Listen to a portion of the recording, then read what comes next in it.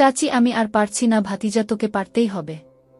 আমি যখন বৃষ্টিতে ভিজে বাড়িতে এসে কাপড় পরিবর্তন করতেছিলাম, তখন আমার ভাতিজা আমার সাথে যেভাবে কাজ করল, শুনলে আপনার আত্মা কেঁপে উঠবে। আপনার মেশিন দিয়ে পানি চলে আসবে, আপনি হাতের কাজ করতে বাধ্য হবেন। তাই গল্পটি মনোযোগ দিয়ে সম্পূর্ণ শুনুন।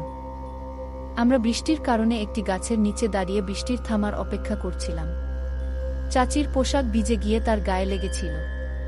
আমি মজা করে বললাম, চাচি তুমি তো ভিজে গেছো পুরোটাই, ঠান্ডা লাগছে না তো? চাচি হাসি দিয়ে বললেন, আমি লজ্জা পাচ্ছি। আমরা কথা বলতে বলতে বৃষ্টি উপভোগ করছিলাম। এমন সময় আমি চাচির কাছে গেলাম আর চাচিকে, আমার নাম কুনাল, আমি 23 বছরের একজন অবিবাহিত যুবক। চাচি ছিল অনেক সুন্দর আর মায়াবী, আমার থেকে 4 বছরের বড়। চাচি অনেক সাজগোজ করে থাকেন, তাতে আরও বেশি সুন্দর লাগে। চাচি শাড়ি পরতে অনেক ভালোবাসে। চাচিকে এভাবে পাবো কখনো ভাবিনি। আমার বাবা মা দুজনেই সরকারি চাকরিজীবী। পড়াশোনা শেষ করার পর আমি একটি কোম্পানিতে ইন্টারভিউ দিয়েছিলাম। একদিন আমার বাবা বললেন, গ্রামে গিয়ে তোমার দাদা দাদির সাথে দেখা করো, সেখানে তোমার চাচা চাচিরাও থাকে। কিছুদিন সেখানে থাকো, তারপর আমাদের কাছে ফিরে আসো। এরপর আমি বাইক নিয়ে গ্রামের উদ্দেশ্যে রওনা দিলাম এবং প্রায় 15 ঘন্টা পর গ্রামে পৌঁছলাম। যাত্রা শেষে রাত প্রায় 11টার দিকে আমি গ্রামে পৌঁছলাম। প্রায় 4 বছর হয়ে গেল শেষবার দাদা দাদির বাড়ি আসার পর থেকে। আসলে লকডাউনের আগে বাড়িতে আসার ইচ্ছা থাকলেও আসা সম্ভব হয়নি। 10ম শ্রেণী পর্যন্ত পড়াশোনার চাপ থাকায় বাড়িতে বেশি আসতে পারিনি। আমার এক চাচা শ্রমিক হিসাবে কাজ করতেন এবং নিজের খরচ সামলানোর জন্য কঠোর পরিশ্রম করতেন। তবে মাঝে মাঝে মদের প্রতি তার আসক্তি বাড়তে থাকায় সমস্যা তৈরি হয়েছিল। দাদা দাদি অনেকবার তাকে বোঝানোর চেষ্টা করলেও তেমন কোনো পরিবর্তন আসেনি। যখনই বাড়িতে আসতেন তিনি মদ খেয়ে আসতেন। চাচা নিজেও মাঝে মাঝে আমাকে কিছু দিতে চাইতেন, তবে আমি সব সময় তা এড়িয়ে চলতাম। চাচির সাথে আমাদের সম্পর্ক ছিল বন্ধুত্বপূর্ণ, তিনি সব সময় আমার খেয়াল রাখতেন। তাকে আমি শুরু থেকেই মনে মনে ভালোবাসতাম। আমার চাচিও খুব কাছের ছিলেন। চাচার জন্যে তিনিও মাঝে মাঝে মদ পান করতেন। আমরা রাতে বসে অনেকক্ষণ গল্প করতাম। আমার চাচি বিয়ে করেছেন এবং তিনি আমার থেকে মাত্র 4 বছরের বড়।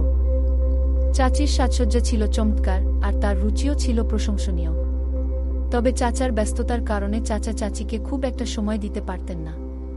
চাচি ছিলেন খুব সুন্দর, তার রূপ এবং পোশাক দেখলে যে কারো মন জয় কেড়ে নিবে। তিনি ছিলেন অসাধারণ।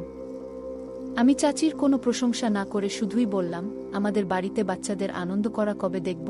তিনি হাসি দিয়ে বললেন, তোমাদের সঙ্গে তো আমিও আছি, কিন্তু আমারও তো ইচ্ছা বাচ্চা নেয়ার। কিন্তু স্বামী আমার সঙ্গে সময় কাটানোর সুযোগ পায় না। চাচার বয়স তখন 45, তিনি এক তরুণীকে বিয়ে করেছিলেন।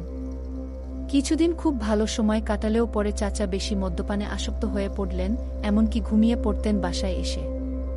বাকি দুনিয়ার কোনো খবর রাখতেন না। চাচি একদিন আমাকে এসব কথা বলছিলেন। তিনি জিজ্ঞেস করলেন, তোমার কি কোনো গার্লফ্রেন্ড আছে? আমি বললাম, না, কোনো গার্লফ্রেন্ড নেই। মেয়েবন্ধু আছে অনেক, কিন্তু গার্লফ্রেন্ড নাই। তখন তিনি মজা করে বললেন, তোমাকে তো বেশ ভালো দেখতে, এখনো গার্লফ্রেন্ড হলো না? আমার বিশ্বাস হয় না তো। আমি মজা করে বললাম, আচ্ছা চাচি, তুমি আমার গার্লফ্রেন্ড হয়ে যাও না। তিনি হেসে বললেন, তুমি বোকা, আমি তো তোমার চাচি। আমি আবার বললাম, আমি তো শুধু মজা করছিলাম। পরে চাচি বললেন, তোমার চাচা কি কখনো আমাকে বেড়াতে নিয়ে গেছে? বিয়ের পর থেকে আমি এই বাড়ির 4 দেয়ালের মধ্যেই আছি। তার এসব বিষয়ে কোনো আগ্রহ নেই। আমি বললাম, আচ্ছা, তাহলে আমি একটু মজা করব, ড্রিঙ্ক করব। তুমি কি আমার সঙ্গে যোগ দেবে? চাচি তখন একটু হেসে বললেন, এখন দেরি হয়ে গেছে, ঘুমাতে যাওয়া উচিত। কাল কথা বলবো। অনেকদিন পর কারো সাথে কথা বলে ভালো লাগলো। তুমি সত্যি অনেক ভালো মানুষ। আমি যখন সবাই আমাকে এমনভাবে দেখছিল যেন আমি একজন ভিন্ন অঞ্চলের মানুষ, এবং সবাই খুব আন্তরিকভাবে আমাকে আপ্যায়ন করছিল। চাচি হাসি মুখে এসে বললেন, আমি বাইরে থেকে কিছু খাবার নিয়ে এসেছি। দাদা দাদি ঘুমিয়ে পড়ার পর আমি যে ঘরে ছিলাম সেখানে চলে আসলাম। চাচি আমার ঘরে এসে বসলেন। আমি আগে থেকে কিছু ড্রিঙ্কস প্রস্তুতি নিয়ে রেখেছিলাম। চাচি বললেন, তোমার চাচা সবসময় আমাকে একটু দেশীয় পানীয় খেতে দিতেন, তবে এটা বেশ আলাদা। আমি বললাম, এই পানীয় পান করার পর কারো সামনে গেলেও কোনো গন্ধ থাকবে না, কেউ বুঝতেই পারবে না যে তুমি ড্রিঙ্কস করছো। এটা অনেক দামি ড্রিঙ্কস। আমরা কিছুক্ষণ গল্প করছিলাম। চাচি একটু ক্লান্ত হয়ে বিছানায় শুয়ে পড়েছেন, কিন্তু হাঁটতে পারছি না। এসব মদ পান করার কারণে হয়েছে। তুমি যদি আমাকে আমার রুমে পৌঁছে দাও, অথবা আমি তোমার রুমে ঘুমাই। আমি বললাম, আমারও এখন চলার শক্তি নেই। আমি তোমাকে রুমে পৌঁছে দেব, আর আজকে বিশ্রাম নিই। তখনই চাচি আমার হাত ধরে একটু বসতে বললেন। আমরা আরও কিছুক্ষণ কথা বললাম। হঠাৎ দরজায় কড়া নাড়ার শব্দ হলো। রাত তখন 12টা বাজে। দরজা খুলতেই চাচা আমাকে দেখে হাসলেন এবং সবকিছু স্বাভাবিকভাবে চলতে থাকল। তিনি আজও মদ খেয়ে এসেছেন। গতকাল রাতে কথা বলতে বলতে আন্টি রুমে চলে গেলেন। চাচার ঘর থেকে কিছু শব্দ ভেসে আসছে, আর আমি ভাবছিলাম যে হয়তো ওদের মধ্যে কোনো ঝামেলা হয়েছে। কিছুক্ষণ পর চাচি বাইরে এসে আমার কাছে এসে বললেন, তোমার চাচা এখন শুধু ঘুমানোর জন্যই বাসায় আসে, আমাকে তেমন একটা সময় দেয় না। আমি তার কথার ইঙ্গিত বুঝতে পারছিলাম, কারণ তার মন খারাপ ছিল। চাচির কপালটাই খারাপ ছিল, কারণ চাচা সব সময় মদ পান করে ঘরে আসতেন। চাচির কথা একটুকুও ভাবে না। মাঝে মাঝে তো মদ পান করে এসে চাচিকে মারধর করতেন। চাচি এসে আমার পাশে বসে বললেন, তুমি অনেক ভালো ছেলে, তোমার চিন্তাধারাও সুন্দর। আমি তার কথাগুলো শুনছিলাম, কিন্তু বুঝতে পারছিলাম যে সে একটু বেশি আবেগপ্রবণ হয়ে পড়েছে। আমি তার দিকে তাকিয়ে শান্তভাবে কথা বলতে চেষ্টা করলাম। তখন চাচি তার হতাশার কথা শেয়ার করলেন, আর আমি তাকে বোঝানোর চেষ্টা করলাম যেন সে চিন্তা না করে। তাকে আমি অনেক বুঝালাম। আমরা কিছুক্ষণ এভাবে গল্প করলাম, আর আমি চেষ্টা করছিলাম পরিস্থিতি শান্ত রাখতে। সকাল পর্যন্ত আমরা দুজনেই একসঙ্গে সময় কাটিয়েছি, কথা বলেছি, আর একে অপরের চিন্তাভাবনা ভাগ করে নিয়েছি। চাচি সকাল বেলা বললেন যে তাকে শহরে কাজে যেতে হবে, আর আমি বললাম যে আমি তার সঙ্গে যাব। চাচা যখন যাচ্ছিলেন তখন আমাকেও সাথে নিয়ে যেতে বললেন, আর আমি তাকে বললাম যে সব ঠিক আছে। সেই রাতে চাচিকে বোঝাতে পেরে আমার নিজেরও ভালো লাগছিল। তাকে মনে মনে অনেক ভালোবেসে ফেলেছিলাম। তার কপালটাই খারাপ ছিল, কারণ এত সুন্দর আর ভালো মেয়ে এইরকম একটা জামাই পেয়েছে। তার জন্যে আমার অনেক মায়া হতো। আমরা বৃষ্টির কারণে একটি গাছের নিচে দাঁড়িয়ে বৃষ্টির থামার অপেক্ষা করছিলাম। চাচির পোশাক ভিজে গিয়ে তার গায়ে লেগেছিল।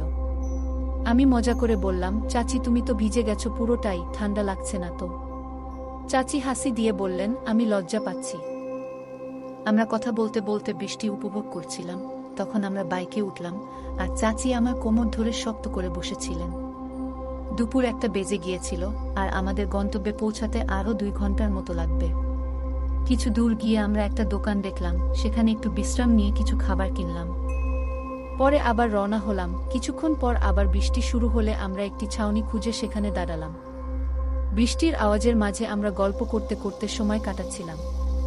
বাইকে চড়া ও বৃষ্টি উপভোগ করতে করতে দিনটা অনেক সুন্দর কেটেছিল।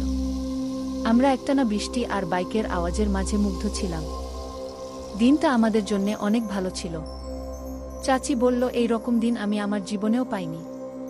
যদিও ভিজে যাওয়ার কারণে একটু অস্বস্তি হচ্ছিল, তবুও আমরা দুজনেই বৃষ্টির সৌন্দর্য উপভোগ করতে শুরু করেছিলাম। চাচি একদিন মজা করে বলছিলেন, আমি সারা জীবন এমন একজন মানুষের স্বপ্ন দেখেছি যে আমাকে সত্যিই বুঝতে পারে। তার স্বামী কাজের জন্য বাইরে ছিলেন, আর আমাদের সেখানে 3 দিন থাকতে হয়েছিল। সেই কারণে চাচি বললেন, আমাদের তো এখন 3 দিন একই জায়গায় থাকতে হবে, তুমি চাইলে আমাকে গল্প শুনিয়ে রাখতে পারো। আমরা আলাদা রুম পেলেও চাচি মাঝে মাঝে আমার কাছে এসে গল্প করতেন, আমার সাথেই থাকত।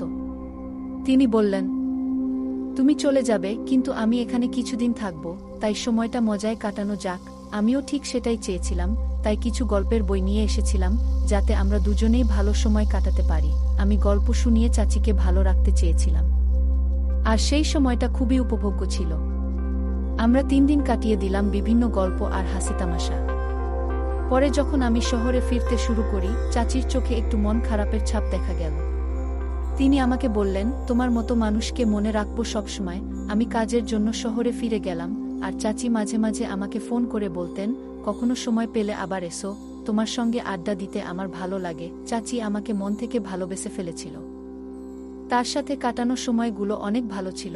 চাচি আমাকে ফোনে একদিন বলেছিলেন, যখনই তোমার ইচ্ছে হবে, আমার দরজা তোমার জন্য সবসময় খোলা থাকবে।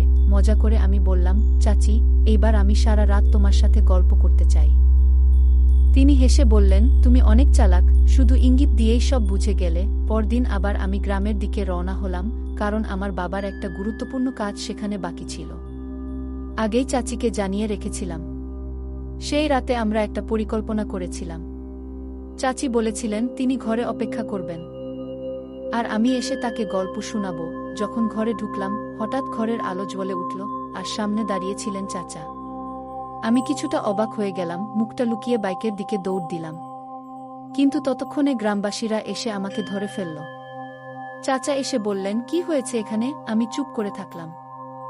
গ্রামবাসীরা আমার থেকে জানতে চাইল, কি চলছে। আমি ভেবেছিলাম আর লুকিয়ে রাখার কোনো মানে নেই।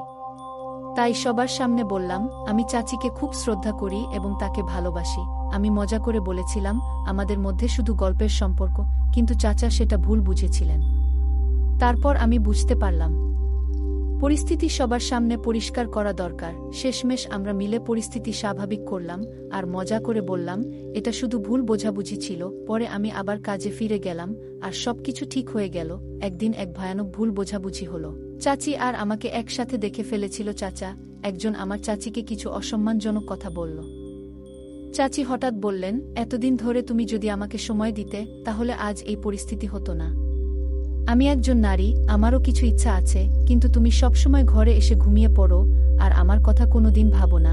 এই কথাগুলো শোনার পর পরিস্থিতি আরও জটিল হয়ে গেল। আমি আর চাচি দুজনেই হতবাক হয়ে গেলাম। আমি দ্রুত বাবাকে ফোন করে সব জানালাম। বাবা বললেন, এই পরিস্থিতির সমাধান দরকার, কোনোভাবে এটাকে ঠিক করতে হবে। এরপর চাচা বললেন, আমার আর এই ব্যাপারে কোনো সহ্যশক্তি নেই।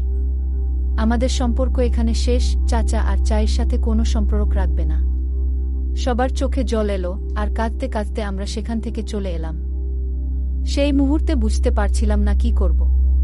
পরিস্থিতি এতটাই জটিল হয়ে গিয়েছিল যে কিছু বুঝে ওঠা সম্ভব হচ্ছিল না। আমার আর চাচির মানসিক চাপের কারণে ভেঙে পড়েছিলাম। আমি খুবই দ্বিধায় ছিলাম, কি করব বুঝতে পারছিলাম না। বাইক চালানোও কঠিন হয়ে যাচ্ছিল। আস্তে আস্তে হেঁটে প্রথমে হাসপাতালে পৌঁছালাম। সেখানে কয়েকদিন থাকার পর কিছুটা সুস্থ হলাম। এর মধ্যেই আমার মনে হলো, কিছু সময়ের জন্য দূরে থাকাই ভালো হবে। তাই আমি আমার কাজের জায়গায় ফিরে গেলাম, চাচির সঙ্গে কিছু দূরত্ব রাখার জন্য। তখন চাচি আমাকে বললেন, আমরা এত ঝামেলা পেরিয়ে এসেছি, যেন আমরা এখন একে অপরের আরও কাছাকাছি। আমি মজা করে বললাম, তুমি সবসময় আমার বিশেষ একজন ছিলে, আর তুমি আমার জীবনে অনেক বেশি গুরুত্ব রাখো। চাচি হেসে বললেন, তুমি আমার কল্পনার চেয়েও ভালো। আমি সবসময় তোমার মতো একজনকে চেয়েছিলাম। আমি তখনও একটু দ্বিধায় ছিলাম, কিন্তু বুঝতে পারছিলাম যে আমরা দুজনেই এই অবস্থায় এসেছি খুব ভালোভাবেই। আমি বললাম, এখন আমরা যা পেয়েছি তা হারানোর থেকে অনেক বেশি মূল্যবান। আমি নিশ্চিত তোমাকে কখনো একা ছেড়ে যাব না। আমরা দুজনেই তখন অনেক কথা বললাম, হাসলাম এবং ভবিষ্যৎ নিয়ে নতুনভাবে ভাবতে শুরু করলাম। আমরা বিয়ে করে ফেলি। মাকে ফোন করে বুঝিয়ে বললাম, মা, আমি সত্যি একটা বড় ভুল করেছি, আমাকে ক্ষমা করে দিও। তুমি জানো, আমি এর আগে এমন ভুল কখনো করিনি। এবার আমি বিয়ে করেছি, আমাদের সম্পর্কটাকে মেনে নাও। প্রথমে মা আমাকে কিছু কথা শোনালেন। তারপর আবেগে ভেঙে পড়ে বললেন, তোমার বাবার সাথে কথা বলবো, যদি উনি রাজি হন তবে তুমিও ঘরে ফিরতে পারবে। আমি একবার তোমার বাবার সাথে কথা বলে দেখি, তবে সে হয়তো রাজি হবে না। বাবা রাজি হননি। তারপর আমরা অনেক দূরে বাসা ভাড়া নিয়ে থাকতে শুরু করি। কিছুদিন চাচি অনেক মন খারাপ করে থাকত, কিন্তু সময়ের সাথে সাথে আমার ভালোবাসায় সে স্বাভাবিক হয়ে গেছে। সে এখন আমার সাথে থেকে অনেক খুশি। আমিও তাকে কাছে পেয়ে অনেক খুশি ছিলাম। 2 বছর পর আমি মাকে ফোন করলাম যাতে আমাদের সম্পর্কটা তারা মেনে নেয়। আমি বললাম, মা, আমরা 2 বছর পর বাবা মা হয়েছি, আমাদের অনেক কিছু পেছনে ফেলে এসেছি। যখন মাকে জানালাম তিনি নাতি পেয়েছেন, তখন তিনি খুশিতে কেঁদে ফেললেন আর বললেন, তোমার বাবাকে এটা জানাতে হবে, একবার আমাদের বাড়ি এসো। আমার মনে হচ্ছিল বাবা এবার নিশ্চয়ই রাজি হবেন, এবং ঠিক তাই হলো। আমরা যখন বাড়ি পৌঁছালাম, বাবা প্রথমে কঠিন মুখে তাকালেন, কিন্তু নাতিকে দেখে তার মুখে হাসি ফুটে উঠল। আমাদের সবাইকে স্বাগত জানালেন। এই গল্প থেকে আমরা শিখি যে জীবনে ব্যস্ততার মাঝেও পরিবারের জন্য, বিশেষ করে সঙ্গীর জন্য সময় বের করা উচিত। আমাদের জীবনে অনেক চাহিদা থাকে, কিন্তু সম্পর্কের যত্ন নেওয়াও খুব জরুরি, নইলে সম্পর্ক দুর্বল হয়ে পড়তে পারে। বন্ধুরা, কেমন লাগলো আজকের এই রোমান্টিক গল্প? আশা করি আপনাদের ভালো লেগেছে। যদি পছন্দ হয় তাহলে ভিডিওটি লাইক, শেয়ার এবং চ্যানেলটি সাবস্ক্রাইব করতে এবং বেল আইকনটি ক্লিক করতে ভুলবে না। ধন্যবাদ।